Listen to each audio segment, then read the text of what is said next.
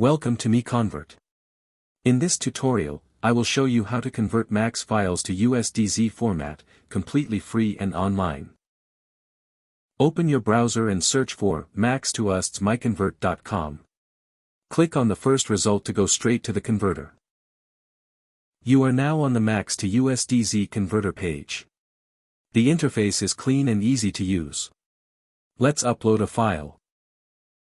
Click the Choose File button. A file picker will open. Select the MAX file you want to convert, then click Open. Your file is loaded and ready. You can see the file name, size, and destination format.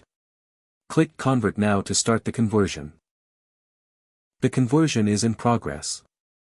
You can see the progress bar moving. This usually takes just a few seconds. Done. Your file has been successfully converted. Click Download to save the USDZ file to your computer. That's it. Visit MiConvert.com for more free conversion tools. Subscribe for more tutorials. Thanks for watching.